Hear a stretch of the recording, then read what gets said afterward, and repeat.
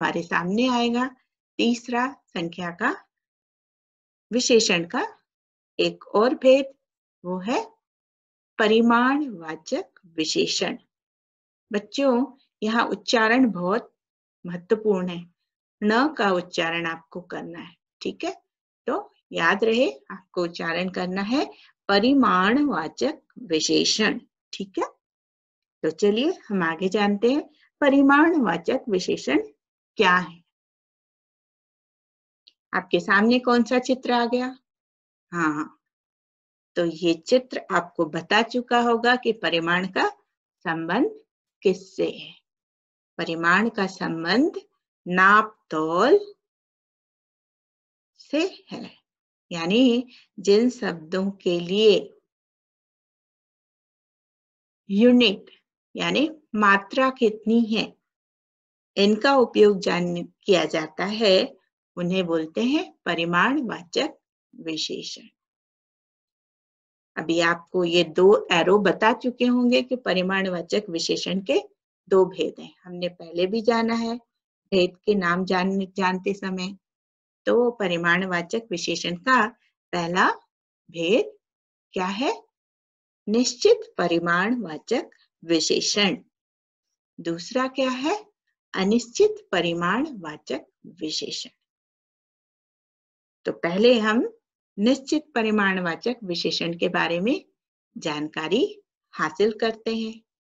निश्चित परिमाणवाचक विशेषण नाम से ही आपको अच्छी तरह ये बात समझ में आ गई होगी कि मात्रा क्या है, कितनी है, इसके बारे में निश्चय पूर्वक बताने वाले हैं।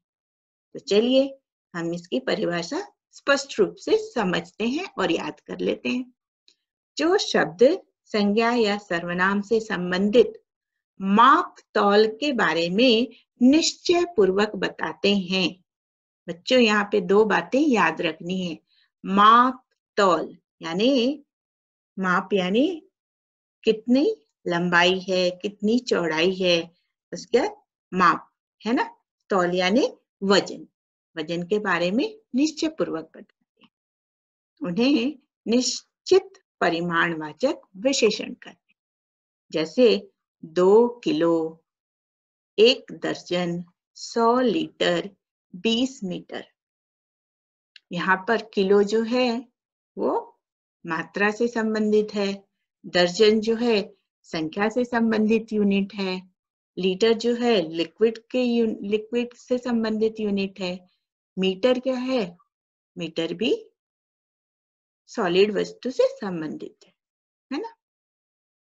तो बच्चों, यहाँ पर ये उदाहरण से आपको अच्छी तरह से समझ में आ गया होगा कि संख्या के साथ यदि यूनिट शब्द जुड़े हों तो वो परिमाणवाचक विशेषण से संबंधित होंगे। और अगर वो निश्चय पूर्वक डेफिनेट नंबर बताते होंगे कि कितनी मात्रा है, तो वो हो गए निश्चित परिमाणवाचक विशेषण के उदाहरण। आइए हमें इन्हें उदाहरणों द्वारा समझना चाहिए और कुछ उदाहरण देखने चाहिए। वाह, क्या चित्र हमारे सामने आ रहा है। मुझे तो देख के पानी आ गया मेरे मुंह में ये चित्र देखकर। 10 किलो लड्डू दीजिए। वाह वाह, क्या बात है। यानी 10 किलो, यहाँ पर मात्रा कितनी है? 10। और कितने उसमें यूनिट क्या जुड़ा है? किलो। और संज्ञा शब्द क्या है? लड्डू। तो हमें यहाँ पे अच्छी तरह से समझ लेना चाहिए कि 10 किलो जो है वो है निश्चित परिमाणवाचक विशेषण। और कुछ उदाहरण देखें क्या दिखाई दे रहा है। यहाँ पर तो सारे के सारे उदाहरण मुझे खाने पीने की वस्तु से संबंधित नजर आ रहे हैं बच्चों। यहाँ पर आपके पसंदीदा सब्जियों की ठेला नजर आ रहा है मुझे। 2 किलो लौकी, आधा किलो बैगन दीजिए। यानी यह महिला जो है, यह भी सामान जो है मात्रा के साथ खरीद रही है। तो ये उदाहरण हो गए निश्चित परिमाणवाचक विशेषण के। अभी तक आपको यह बात समझ में आ गई होगी कि परिमाण का संबंध माप तौल के निश्चित परिमाण का संबंध माप तौल के निश्चित नंबर के यूनिट के साथ जुड़ा हुआ है। यहाँ पर क्या दिखाई दे रहा है बच्चों इस चित्र में? मेरी गाय ने आज 5 लीटर दूध दिया है। एक वाला क्या बता रहा है गाय के बारे में? 5 लीटर दूध दिया, यानी निश्चित मात्रा बता रहा है कि उसकी गाय ने कितनी दूध दिया। 5 लीटर, 5 जो हो गई संख्या और लीटर यूनिट, यानी ये निश्चित परिमाणवाचक विशेषण की बात कर रहा है। और दूसरा बच्चा क्या कर रहा है? उससे क्या कर रहा है? मुझे भी थोड़ा दूध दे दीजिए। थोड़ा यानी कितना है? कम भी हो सकता, बहुत थोड़ा भी हो सकता। तो मात्रा कितनी है ये निश्चित नहीं हो रहा है। तो आइए देखते हैं अनिश्चित परिमाणवाचक विशेषण की परिभाषा, जिससे कि हमें ये पता चलेगा कि हमें इसे इस तरह से पहचानना है। माप तौल अनिश्चित है, अनिश्चित परिमाणवाचक विशेषण। इसकी परिभाषा है जो शब्द संज्ञा या सर्वनाम की माप तौल को निश्चित पूर्वक नहीं बताते हैं, उन्हें अनिश्चित परिमाणवाचक विशेषण कहते हैं। निश्चित पूर्वक नहीं बताते हैं, क्लियर नहीं रहता कितने हैं, क्या मात्रा है। जैसे यहाँ पर इस बच्चे ने वाले से मांगा है, मुझे भी थोड़ा दूध दे दीजिए, कुछ सब्जियां, है ना। ये है उदाहरण अनिश्चित परिमाणवाचक के। मात्रा का सब रूप उल्टा पुल्टा है। यहाँ पर क्या दिखाई दे रहा है? फलों से भरा यह डलिया दिखाई दे रहा है। इसमें कितने फल हैं ये भी पूरी तरह से दिखाई निश्चित पूर्वक नहीं कहा जा सकते। तो यहाँ पर किस तरह से इसका उदाहरण दिखाई दे रहा है बच्चों? आइए हम देखते हैं। यहाँ पर लिखा है कुछ आम, कई केले, थोड़े संतरे। यानी कुछ, कई, थोड़े, ये सब अनिश्चित परिमाण के बारे में जानकारी दे रहे हैं। इसलिए ये सारे के सारे बन गए अनिश्चित परिमाणवाचक विशेषण शब्द के उदाहरण। अरे वाह, यहाँ तो कुछ घूमता फिरता नजर आ रहा है। 5 लीटर दूध, निश्चित परिमाणवाचक, थोड़ा दूध, अनिश्चित परिमाणवाचक।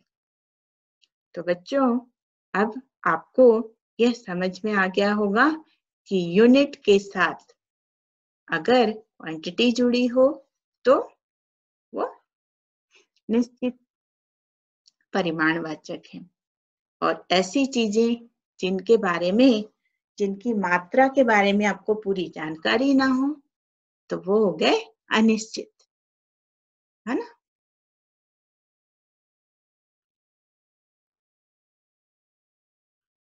आगे देखते हैं हमें क्या दिखाई दे रहा है भाई। हमें आगे सर्वनाम के विशेषण के आखिरी भेद के ऊपर पहुंच गए। सार्वनामिक विशेषण यानी सर्वनाम से संबंधित होगा जरूर कुछ, नाम से ही पता चल रहा है। तो चलिए इसकी परिभाषा पहले जानते हैं, ताकि हमें यह स्पष्ट हो जाए कि सार्वनामिक विशेषण क्या हैं। जो सर्वनाम शब्द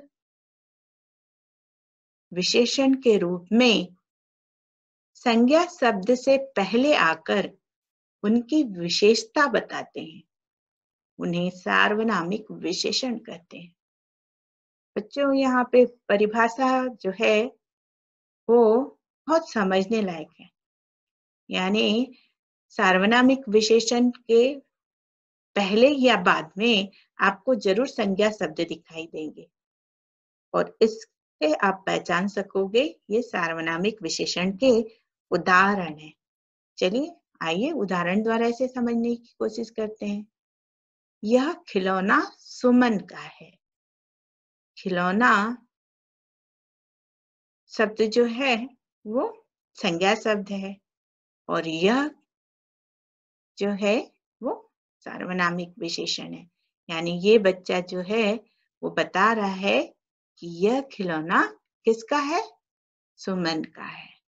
तो यह जो हुआ सार्वनामिक विशेषण हो गया। आगे कुछ और उदाहरण देखते हैं क्या है। यह घर मेरा है। घर किसका है? मेरा है और उसे इंडिकेट क्या कह रहा है? यह। तो ये हो गया सार्वनामिक विशेषण और यह के बाद दूसरा शब्द क्या है? घर, जो संज्ञा शब्द का उदाहरण है। तो हमने परिभाषा से ही जाना था कि सर्वनाम शब्द के आगे या पीछे तुरंत इस्तेमाल होने वाला शब्द संज्ञा का होना चाहिए, तो वो बन जाता है सार्वनामिक विशेषण। यहाँ पर कुछ और उदाहरण देखते हैं। वह घर रमन का है। यानी वह जो है उसके साथ संज्ञा शब्द क्या है? घर और वह बन गया सार्वनामिक विशेषण। उसका घर बहुत सुंदर है। उसका शब्द के साथ में वापस विशेषण शब्द दिखाई दे रहा है घर। यानी सर्वनाम शब्द के बाद तुरंत हमें संज्ञा शब्द दिखाई दे रहे हैं। तो वापस यह बन गया सार्वनामिक विशेषण का उदाहरण। यह खिलौना, यह घर, यह घर, उसका घर, ये उदाहरण हो गए सार्वनामिक विशेषण के। तो बच्चों हमने देखा सार्वनामिक विशेषण हम कैसे पहचानते हैं। ये तो हो गई विशेषण की बात। हमने अभी तक जो पढ़ा वो एक बार मैं फिर से दोहरा देती हूँ। विशेषण की परिभाषा, विशेषण के विभिन्न भेद, पहला गुणवाचक, दूसरा संख्यावाचक, तीसरा परिमाणवाचक और चौथा सार्वनामिक विशेषण।